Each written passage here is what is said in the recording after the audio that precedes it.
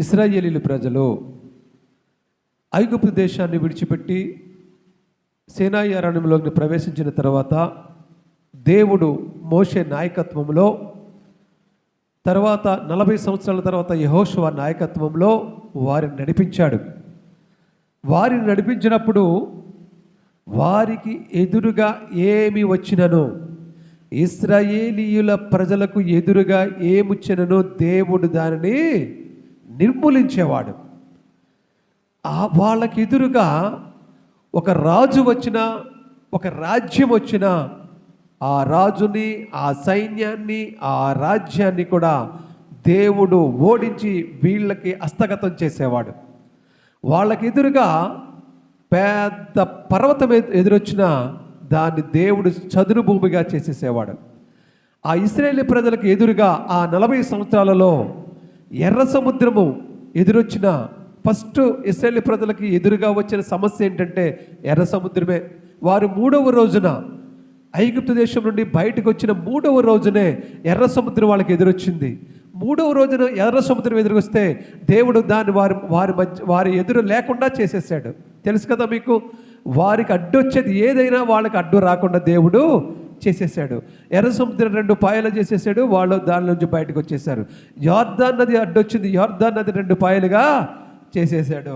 వాళ్ళకి ఏం కష్టం వాళ్ళకి కాలికి ఏది అడ్డొచ్చినా దాన్ని దేవుడు తీసి పాడేశాడు. మారాను మధురంగా మార్చేశాడు, చేదు నీరుని తీపి నీరుగా మార్చేశాడు. 1 2 ఎంతో శత్రువుల సైన్యాలు ఎదురొచ్చినాయి. అన్ని శత్రువుల సైన్యాల్ని దేవుడు నేలమట్టం చేసేసాడు. వాళ్ళకి ఎదురే లేకుండా చేసేసాడు. ఇక వీళ్ళ పేరు వింటే చాలు గుండెల్లో రైళ్లు పరిగెట్టేలా చేసేసాడు దేవుడు. ఇశ్రాయేలీలు వచ్చేస్తున్నారు అంటే చాలు రాజ్యాలు, రాజులు బీకబీకలైపోయి గుండెలు అవిసిపోయి గుప్పిట్లో పెట్టుకుని ఉండేవారంట. ఇశ్రాయేలు ప్రజలు మా రాజ్యం రాకూడదు బాబోయ్, మా దేశం వైపు రాకూడదు బాబోయ్, వాళ్ళు ఈ దారిని రాకూడదు, వాళ్ళ ఇంకో దారిని వెళ్ళిపోవాలి. ఎలా ఉండేది తెలుసా? వాళ్ళు వస్తే వీళ్ళ పని అయిపోయినట్లే. వాళ్ళు ఏ రాజ్యం నుంచి వెళితే ఆ రాజ్యాన్ని వాళ్ళది అయిపోవలసిందే, ఇవ్వనంటే కుదరదు. ఆ రాజు భయపడిపోయి వీళ్ళకి శరణు ఒగ్గి వీళ్ళకి సరెండర్ అయిపోతే సరాసరి వాళ్ళు ఏమీ చేసేవారు కాదు. ఆ రాజ్యం వీళ్ళది అవేది, ఆ రాజు పరిపాలించుకుంటూ వీళ్ళకి శిస్తు కట్టాలి. ఆ రాజు కానీ వ్యతిరేకించాడా దేవుని మహాశక్తి వలన ఆ రాజుని సంహరించేవారు, ఆ రాజ్యము వీళ్ళది అయిపోయేది. అలా జరిగేది. అందుకు కాబట్టి ప్రతి ఒక్కరు కూడా భయపడిపోతూ ఉండేవారు. అలాగే యెరికోని పరిపాలిస్తున్నటువంటి యెరికో పట్టణ ప్రజలు కూడా ఎలా అయిపోయారంటే వీళ్ళ చూసేటప్పటికి భయభ్రాంతులు గురైపోయి, చూడండి ఎలా ఉంది చూడండి, చదువుదాం అక్కడ, చదువుదామా? అది 6వ వచనం. ఆ కాలమున ఇశ్రాయేలీయుల భయము చేత, వినండి, ఆ కాలమున, ఏ కాలము? ఇశ్రాయేలీయులు వస్తున్న కాలములో ఎవడును వెలుపలికి పోకుండాను, చూడండి వినండి జాగ్రత్తగా ఉండి అర్థమవుతుంది మీకు. ఎవడును వెలుపలికి పోకుండాను, లోపలికి రాకుండాను యెరికో పట్టణ ద్వారము గట్టిగా మూసివేయబడును. అప్పుడు యెహోవా యెహోషువతో ఇట్లా నేను దేవునికి మహిమ కలుగును గాక. నువ్వు చాలా నేను చెప్తాను వినండి. ఆ కాలమున ఇశ్రాయేలీల భయము చేత, చెప్పాను కదా ఇశ్రాయేలీలు వచ్చేస్తున్నారు బాబోయ్, వాళ్ళకి వచ్చారంటే మన పని అయిపోద్ది అని వాళ్ళ భయము చేత ఈ యెరికో పట్టణంలో పరిపాలిస్తున్న రాజు ఏం చేశాడంటే, చూడండి ఏమని చేశాడంటే, వెలుపలికి పోకుండాను లోపలికి రాకుండాను యెరికో పట్టణము ద్వారము గట్టిగా మూసివేయబడెను. అంటే ఒకవేళ ఇశ్రాయేలు ప్రజలు వచ్చినా కానీ ఆ పట్టణం లోపలికి రాకుండా ఉండేలాగా వాళ్ళు ఏం చేశారంటే, ఆ పట్టణానికి డోర్ ఉండేది, గుమ్మం ఉండేది, ఆ గుమ్మాన్ని తీసి వాళ్ళు ఏం చేశారండి, మూసేశారు గట్టిగా. అంటే ఇత్తడి తలుపులు, ఇనప గడియలు వేసేసారు. అంటే ఇప్పట్లా కాదు, పూర్వకాలం ఎలా ఉండేదంటే ఒక పట్టణం ఉందంటే పట్టణం చుట్టూరు ప్రహారీ గోడ కట్టేవారు. పట్టణం చుట్టూరు ప్రహారీ గోడ కట్టి ఆ ప్రహారీ గోడకి గేట్లు పెట్టేవారు. ఎందుకంటే ఒక్కసారిగా ఆ గేట్లు మూసేస్తే ఇంకెవరు లోపలికి ఆ పట్టణంలోనికి వెళ్ళలేరు.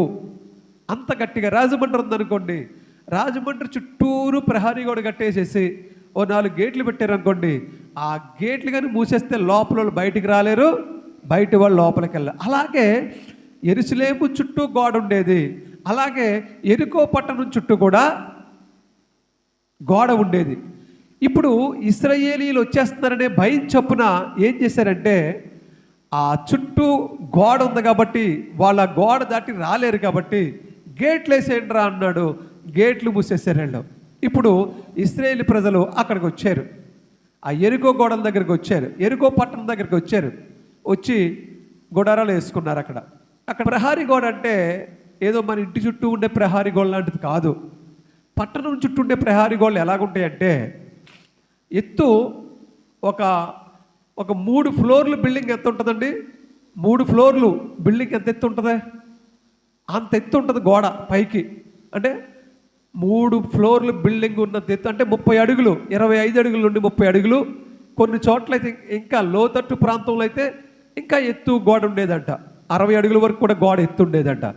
అంటే చూడండి ఎంత కొబ్బరి చెట్టు, పొడగాంటి కొబ్బరి చెట్టు ఎంత ఎత్తు ఉంటుంది, దానికంటే కూడా ఎత్తు ఉంటుంది గోడ.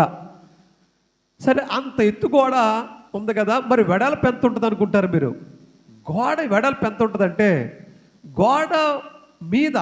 గోడ మీద పైన 2 రథాలు ఒకదానితో ఒకటి తప్పించుకునేంత వెడల్పు ఉంటుందంట. అప్పుడు 2 రథాలు నడిచేవంట. అంటే 2 కార్లు ఆ గోడ మీద రయ్యని దూసుకుపోవచ్చు.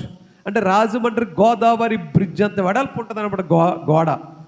రాజమండ్రి గోదావరి బ్రిడ్జ్ ఉంటుంది కదా, ఎంత వెడల్పు ఉంటుంది అది? భలే ఉంటుంది. బ్రిడ్జి మీద బండి మీద వెళ్తుంటే భలే ఉంటుంది. నేను రోజు వెళ్ళేవాడిని.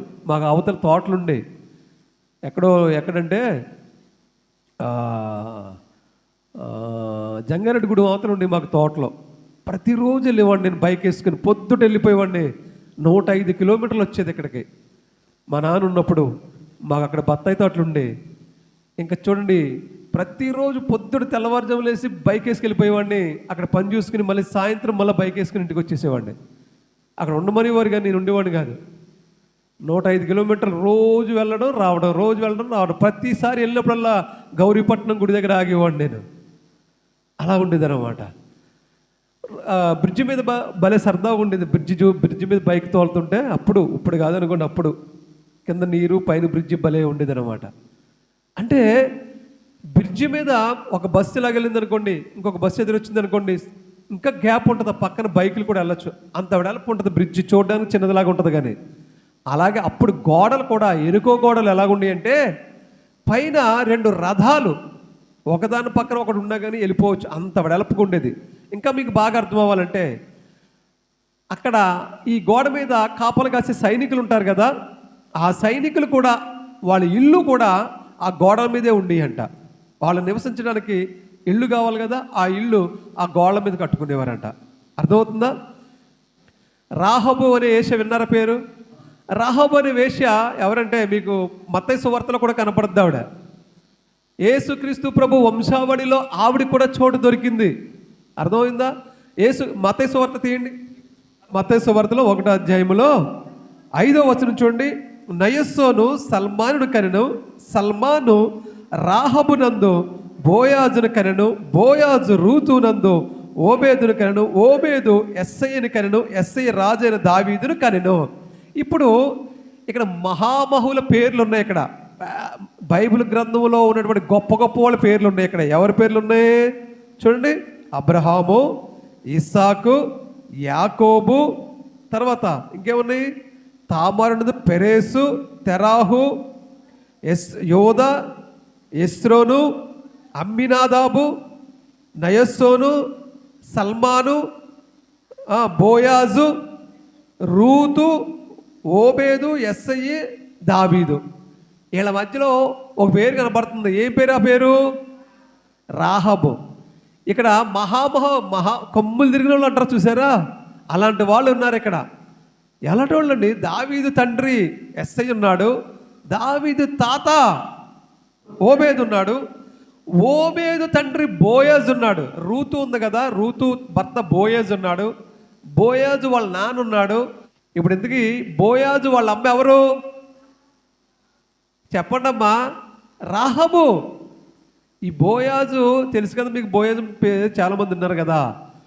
ఆ బోయాజు అమ్మ రాహాబు అన్నమాట. అర్థమవుతుందా? ఆ రాహాబు ఎవరు తెలుసా? ఒకప్పుడు ఆ రాహాబు ఎవరు తెలుసా? వేశ్య.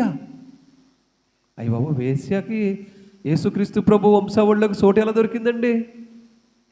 ఒక వేశ్య యేసుక్రీస్తు ప్రభు వంశావళిలో చోటు ఉందా అంటే ఉంది. మరి అదే మరి గొప్పతనం అంటే, దేవుడి గొప్పతనం అంటే అదే మరి. అర్థమవుతుందా? ఈరోజు మనం చెప్పుకునే ఎరుకో గోడలకి రాహాబు అంటే బోయాజు తల్లి అయినటువంటి రాహాబుకి లింక్ ఉంది, సంబంధం ఉంది. అందుకే ఇప్పుడు ఈ యొక్క రాహాబు అని ఇక్కడ చెప్పుకోవాల్సి వస్తుంది. ఈ రాహాబు యొక్క ఇల్లు ఎక్కడ ఉండేదో తెలుసా? ఆ గోడ మీదే ఉండేది. ఎక్కడ? ఎరుకో గోడల మీదే ఉండేది ఈమె ఇల్లు. ఈమె ఇల్లు కూడా ఆ గోడ మీద కట్టుకుంది. అంటే ఆ గోడ ఎంత వెడల్పుకుందో మీకు అర్థమైందో? ఇప్పుడు గోడ ఎంత వెడల్పుకుందో అర్థమైందో మీకు? ప్రహరీ గోడ వెడల్పు మనదైతే 9 అంగుళాల్లో 4 అంగుళాలు ఉంటుంది. కానీ అదంతా కాదు. ప్రహరీ గోడ మీద ఒక బిల్డింగ్ కట్టుకోవచ్చు, అంత వెడల్పు ఉంటుంది అన్నమాట ఆ గోడలో. ఎత్తేమో 3 బిల్డింగులు అంత ఎత్తు ఉంటుంది. ఓకే, అంత పెద్ద గోడ. ఆ గోడ మీదే రాహాబు అనే వేసే ఇల్లు కూడా ఉండేది. అక్కడే ఆమె నివసించేది. దేవునికి స్తోత్రం కలుగును గాక. హల్లెలూయా.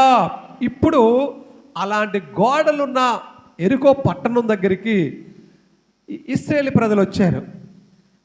ఆ ఎరికో పట్టణాన్ని పరిపాలిస్తున్న రాజు, ఆ శూరులు, వీరులు, యుద్ధ యోధులు అందరూ కలిసి ఏం చేశారంటే శుభ్రంగా డోర్లు మూసేశారు. లోపల రాలేరు. వీళ్ళు పెద్ద పెద్ద బుల్డోజర్తో గుద్దినా కానీ ఆ గోడ పడదు. ఆ గేట్ల మీద పెద్ద పెద్ద రాడ్లతో బాదినా కానీ గేట్లు ఓడవు. అలాంటి గేట్లు. తర్వాత వీళ్ళు పోనీ గోడ దూకేద్దామంటే చిన్న ఎత్తు కాదు, 30 అడుగులు ఎత్తు గోడ.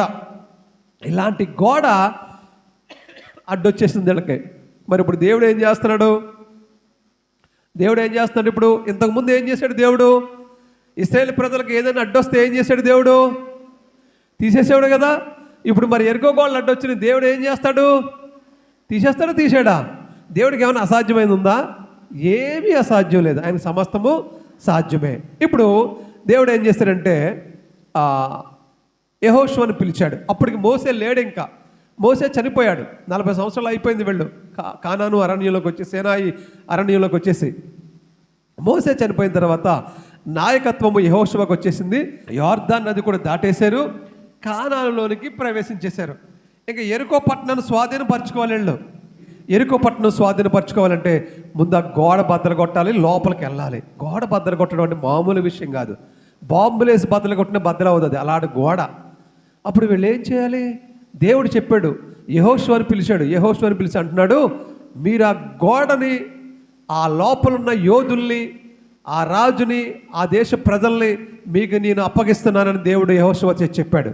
చెప్పి మీరు చేయవలసిందల్లా ఏంటంటే ఈ గోడ చుట్టూరు కూడా మీరు ప్రదక్షిణలు చేయాలి. ఏంటమ్మా? గోడ చుట్టూ ఏం చేయాలి? ప్రదక్షిణలు చేయాలి. అంటే తిరగాలి. గోడ చుట్టూ తిరగాల, పట్టణం చుట్టూ తిరగాల? చెప్పాలి అందరూ కూడా. బైబిల్ గ్రంథంలో పట్టణం చుట్టూ తిరగండి అనే చెప్పాడు దేవుడు, గోడ చుట్టూ అనలేదు. పట్టణం చుట్టూ తిరగమన్నాడు. బైబిల్ గ్రంథంలో అదే ఉంది. గోడ చుట్టూ తిరగండి అని రాయబడలేదు. కానీ పట్టణం చుట్టూ తిరిగితే ఆటోమేటిక్గా గోడ చుట్టూ తిరిగినట్లే. పట్టణం చుట్టూ గోడ ఉంది కాబట్టి. ఓకే, కాబట్టి దేవుడు చెప్పిన మాట ఏంటంటే రోజుకొకసారి ఈ ఇశ్రాయేలు ప్రజలందరూ కూడా ఆ పట్టణం చుట్టూ తిరగాలి. అలా 6 రోజులు తిరగాలి. 7వ రోజున మళ్ళా ఈ ప్రజలందరూ కలిసి 7 సార్లు తిరగాలి. ఇది నియమం ఎలా పెట్టాడంటే, ఫస్ట్ యాజకులు దేవుని మందసాన్ని మొయ్యాలి. దేవుని మందసం తెలుసు కదా మీకు. ఆ దేవుని మందసాన్ని యాజకులు ఎత్తుకుని మొయ్యాలి. యాజకులు మందసం మోసుకుంటూ వెళ్తున్నప్పుడు ఆ మందసానికి ముందు ఒక 7 యాజకులు గొర్రె పొట్టేలు యొక్క కొమ్ములతో తయారు చేయబడినటువంటి బూరలు పట్టుకుని 7 యాజకులు ఊదుతూ ఉండాలి. ఈ మందసం వెళ్తుంది. మందసం ముందు 7 యాజకులు పొట్టేలు కొమ్ములతో తయారు చేయబడినటువంటి బోరలు ఊస్తూ ఉన్నారు. ఆ యాజకులకు ముందు యోధులు నడుస్తూ ఉన్నారు. అర్థం చేసుకోండి బాగా మీరు. ముందు ఎవరు నడుస్తున్నారు? యోధులు నడుస్తూ ఉన్నారు. రెండవదిగా ఎవరు నడుస్తూ ఉన్నారు? యాజకులు 7 బోర్లు ఊదుతూ నడుస్తూ ఉన్నారు. మూడవదిగా ఎవరు నడుస్తున్నారు? యాజకులు మందసాన్ని పట్టుకుని నడుస్తున్నారు. నాలుగవదిగా వెనకాల ఎవరు వెంబడిస్తున్నారు? ఇశ్రాయేలు ప్రజలకు దండు వెంబడిస్తూ ఉంది. ఇది క్రమము. దేవుడు చెప్పాడు, ఆ 7 బోధలు ఊదుతూ ఉండాలి. మనుషులెవరు నోరు విప్పకూడదు, మనుషులెవరు మాట్లాడకూడదు, సైలెంట్గా వెళ్ళండి, బోరలు మాత్రమే ఓదాలి. 6 రోజులు ఆ ఎరుకో పట్టణము చుట్టూ రౌండ్ వేస్తూ ఉన్నారు. మరి ఇక్కడ నాకు ఒక అనుమానం వస్తుంది, డౌట్ వస్తుంది. ఏంటి డౌట్ అంటే, ఈ పట్టణం చుట్టూ అంటే గోడ ఉంది కదా, గోడ చుట్టూ తిరుగుతున్నారు వీళ్ళు. ఓకే, గోడ తలుపులు మూసేసిన రాజు సైన్యాన్ని గోడ మీద కాపలా పెట్టడంటారా? పెడతాడా? పెడతాడు. ఇక్కడ రాయబడలేదు అలాగని. మనం అర్థం చేసుకోవాలి. ఎందుకంటే ఆ రాజ్యాన్ని హస్తగతం చేసుకోవడానికి వీళ్ళు వచ్చారు. ఆ రాజు చేతులు ముడుచు కూర్చుంటాడా? తలుపులు వేసేయండి అన్నాడు, వేసేసారు. ఇప్పుడు ఆ కాపలా కాస్తాకి ఆ గోళ్ళ మీద సైనికులు ఉంటారు. వాళ్ళు ఏం చేస్తారో తెలుసా? ఎవరు వస్తారో వాళ్ళ మీద బాణాలు గురిపెట్టి ఏం చేస్తారండి, ఆ గోడ మీద నుంచుని ఉంటారు. వాళ్ళు వెడల్పుగా ఉంటుంది కదా గోడ, ఆ గోడ మీద నిలబడి బాణాలతో రెడీగా ఉంటారు. కొంతమంది పెద్ద పెద్ద బండలతో రెడీగా ఉంటారు, కొంతమంది వేడి నీళ్ళతో రెడీగా ఉంటారు, కొంతమంది కాగడాలు, మండుచున్న కాగడాలతో రెడీగా ఉంటారు. ఆ గోడ మొత్తం ఎంత ఉందో అంత మీద కూడా సైనికులు పహారా కాస్తూ ఉంటారు. ఇప్పుడు కింద వీళ్ళు, ఈ ఇశ్రాయేలు ప్రజలు దేవుడి మందసం తీసుకుని తిరుగుతూ ఉన్నప్పుడు పైనుండి బాణాలు వేయరంటారా? వేస్తారా? వేస్తారు. ఎందుకు వేయరు? వాళ్ళ దృష్టిలో వీళ్ళు శత్రువులే కదా. వీళ్ళు వస్తే వాళ్ళు చంపేస్తారు, వీళ్ళు రాకుండా అడ్డుకోవడమే కదా వాళ్ళ లక్ష్యం. వాళ్ళు పైనుండి బాణాలు వేసుంటారు, పైనుండి బండరాళ్ళు ఇస్తుంటారు, పైనుండి వేడి నీళ్ళు పోసేస్తుంటారు. అంటే పూర్వ రోజుల్లో కోటల దగ్గరికి వెళ్తే అలాగే చేసేవారంట. పైనుండి రాజులు వేడి నీళ్ళు పోయించేయడం, రాకుండా బాణాలు వేసేయడం, పెద్ద పెద్ద రాళ్ళు బండలు ఇసిరేయడం. కింద ఉన్న వాళ్ళు మరి చచ్చిపోతారు కదా పైనుంచి వేస్తే.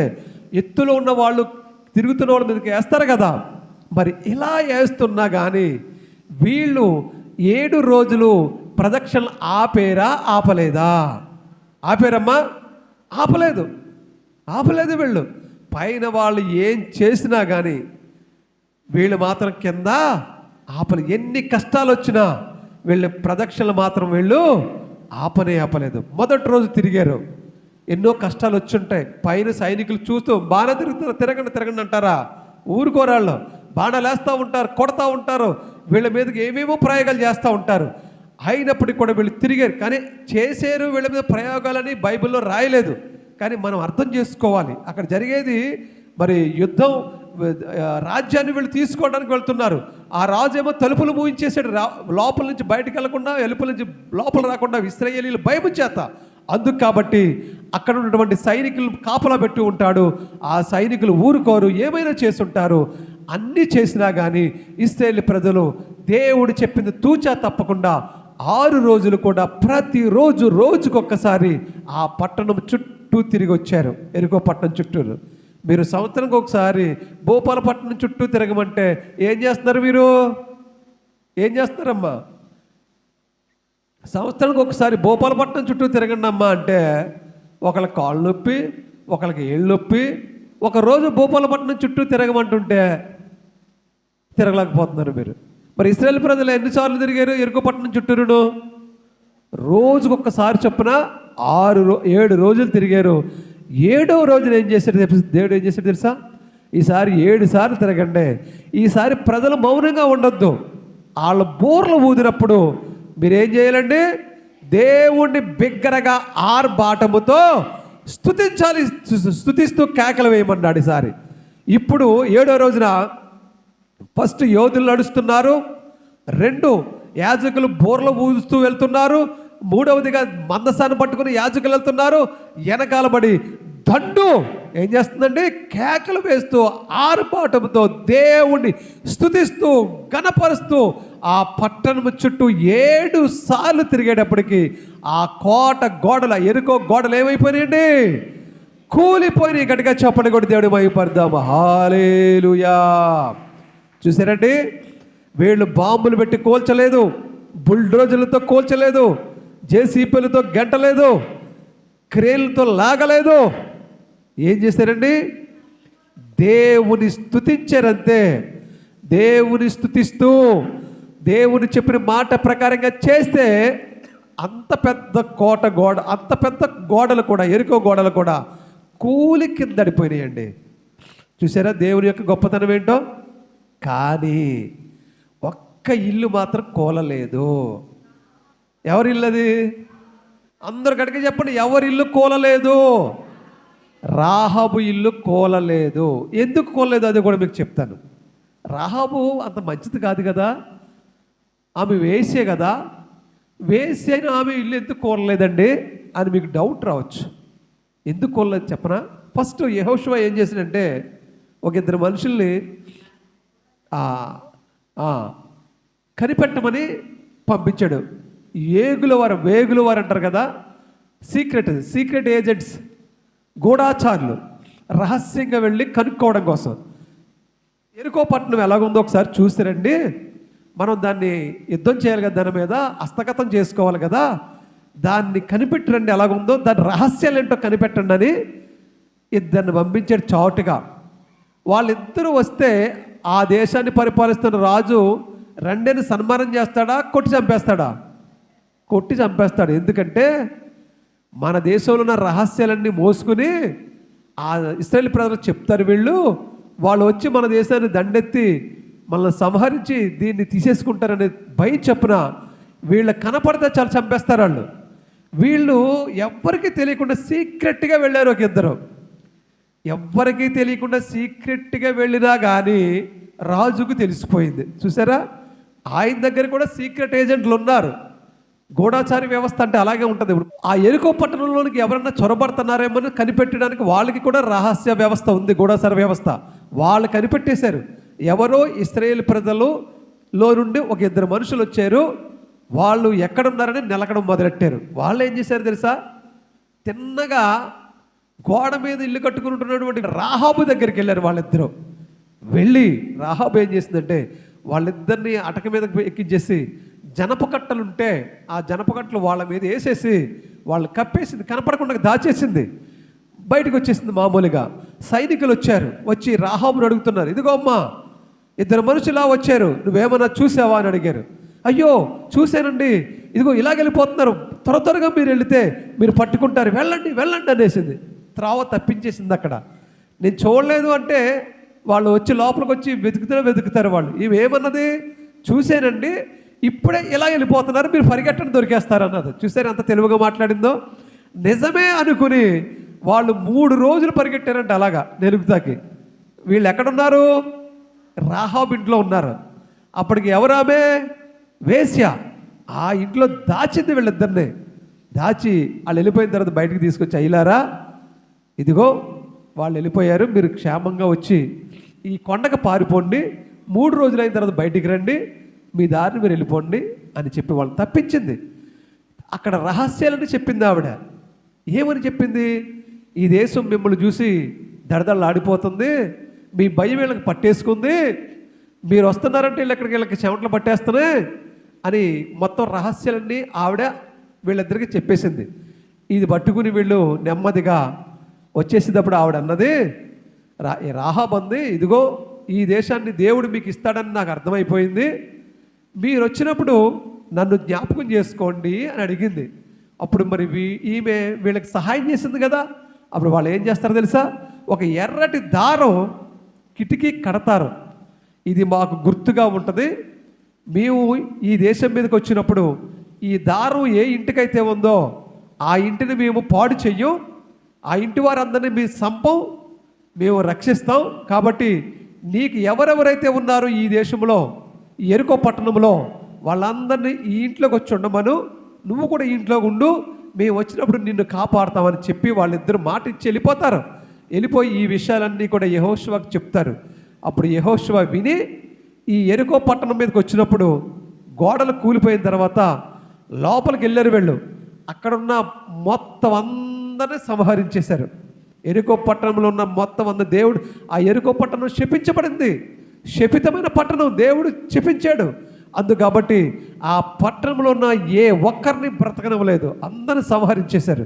సంహరించేసినప్పుడు మాత్రం ఎర్రటి దారం కట్టబడినటువంటి ఇల్లు ఏదైతే ఉందో ఆ ఇంట్లో రాహాబు తల్లి, రాహాబు తండ్రి, రాహాబుకు సంబంధించినటువంటి బంధువులు అందరూ ఆ ఇంట్లోకి తీసుకొచ్చి రాహాబు అక్కడికి పెట్టుకుంది.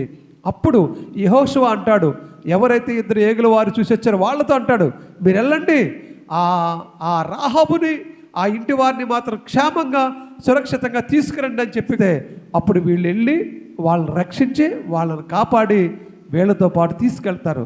ఆ విధంగా రాహాబు ఇశ్రాయేల్ మధ్య నివసించిందని, ఆమె ఇశ్రాయేల్ ప్రజలు కాదు అయినప్పటికీ కూడా ఇశ్రాయేల్ మధ్యలోనూ నివసించినట్లుగా అక్కడ వాక్యం రాయబడింది.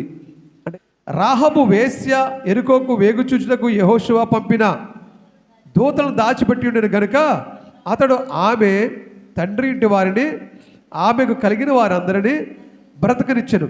ఆమె నేటి వరకు ఇశ్రాయేలీల మధ్య నివసించుచున్నది. 23లో పాలు వెలుపట వారిని నివసింపజేసిరి. ఇశ్రాయేలీల మధ్య పాలెము వెలుపట, అంటే పాలెములో వీళ్ళందరూ ఉంటారు, పాల వెలుపట ఈమె నివసించిందన్నమాట ఇశ్రాయేలుతో పాటుగా రాహాబు. అందుకే రాహాబు పేరు కూడా యేసుక్రీస్తు ప్రభు వంశావళిలో ఉంది.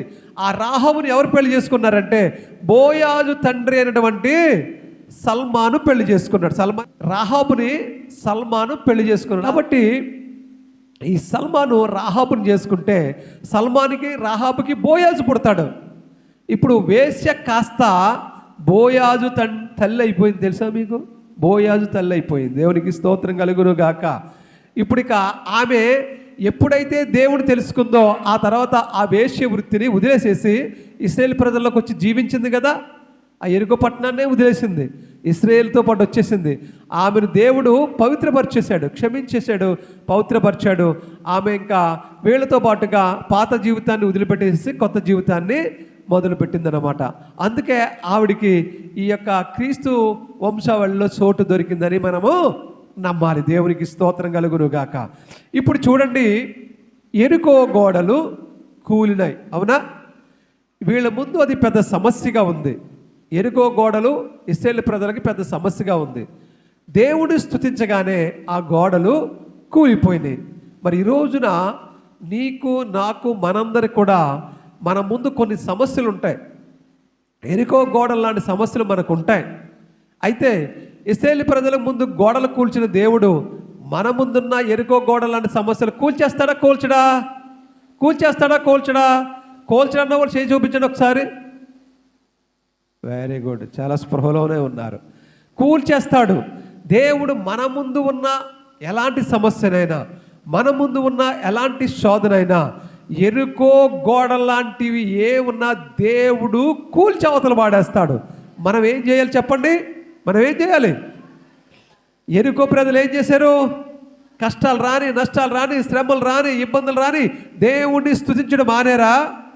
ఆరాధన ఆపేరా? స్తుతించడం ఆపేరా? ఆపలేదు. వాళ్ళు స్తుతించారు కాబట్టే యెరికో గోడలు కూలిపోయినాయి. ఈరోజు నీ ముందున్న సమస్య కూడా కూలిపోవాలంటే నువ్వు కూడా దేవుణ్ణి ఏం చేయాలి? స్తుతించాలి, ప్రార్థించాలి, ఆరాధించాలి.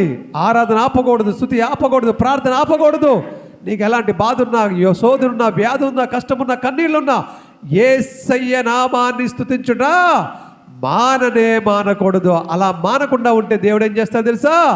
45వ అధ్యాయం యెషయా గ్రంథము 2వ వచనము, నేను నీకు ముందుగా పోవచ్చును, మెట్టగానున్న స్థలములను సరళము చేసేదను, ఇత్తడి తలుపులను పగలగొట్టేదను, ఇనుప గడియలను విర్రగొట్టేదను. చాలు, దేవునికి మహిమ కలుగును గాక. దేవుడిని నువ్వు స్తుతిస్తే, దేవుడిని నువ్వు మహిమపరిస్తే, దేవుడిని నువ్వు ప్రార్థిస్తే, దేవుడిని నువ్వు ఆరాధిస్తే దేవుడు ఏం చేస్తాడంటే నేను నీకు ముందుగా పోవచ్చు, మెట్టగానున్న స్థలములను సరళము చేసేస్తాను, నీ ముందు దేవుడు నడుస్తాడంట, నా ముందు దేవుడు నడుస్తాడంట, మన ముందు దేవుడు నడుస్తాడంట. మన ముందు సమస్యగా ఉన్న కొండలు, గుట్టలు, మెట్టలు, పర్వతాలను, ఎర్రకో గోడలను, ఎర్ర సముద్రములు దేవుడు సరళం చేసేస్తాడు, సదును భూమిగా చేసేస్తాడట. మన కాళ్ళకి ఏది అడ్డొచ్చినా కానీ దేవుడు ఏం చేస్తాడండి, దాన్ని తొలగించి పాడేస్తాడట. దేవుని గట్టిగా చప్పట్లు కొట్టి దేవుని మహిమపరుద్దాం. హల్లెలూయా. మనకి ఇత్తడి తలుపులు, మన ఎదురున్న ఇత్తడి తలుపులు ఏవైతే మనకి ఆశీర్వాదం రాకుండా, మనకి మేలు జరగకుండా ఇత్తడి తలుపు వేసినట్టుగా, ఇనప గడి వేసినట్టుగా వేసేస్తున్న ఇత్తడి తలుపుల్ని, ఇనప గడియలు దేవుడు ఏం చేస్తాడటండి, పగల కొడతాడట. దేవుడి గట్టిగా చప్పట్లు కొట్టి దేవుని మహిమపరుద్దాం. హల్లెలూయా. ఇత్తడి తలుపులను పగలగొట్టుదును, ఇనప గడియలను విడగొట్టేదును. దేవునికి స్తోత్రం కలుగునుగాక. దేవుడు మన ముందు ఇత్తడి తలుపులున్నా, ఇనప గడియలున్నా ఏం చేస్తాడండి, ఇరగొట్టి పగలగొట్టి ఆతల పాడేస్తాడు దేవుడు. మనకి దేవుడు మేలు కలగడానికి సమస్తాన్ని చేస్తాడు. అయితే మనం చేయవలసిన పని ఏంటండి, యేసయ్యను ఎన్ని వేళల్లో ఏ శోధన వచ్చినా, ఏ బాధ వచ్చినా, ఏ కష్టం వచ్చినా కానీ దేవుణ్ణి మాత్రం స్తుతించుట మానకూడదు, దేవునికి ప్రార్థించుట మానకూడదు, దేవుని ఆరాధించుట మానకూడదు, దేవుని మందిరానికి వచ్చుట మానకూడదు. అలా నువ్వు చేస్తే నీ ముందు ఎలాంటి సమస్య ఉన్న దేవుడు తీసాతలు పాడేస్తానంటున్నాడు. అట్టి కృప దేవుడు మనందరికీ దయచేయునుగాక. ఆమేన్. హల్లెలూయా. దేవుడి మాటలను దీవించి ఆశీర్వదించునుగాక.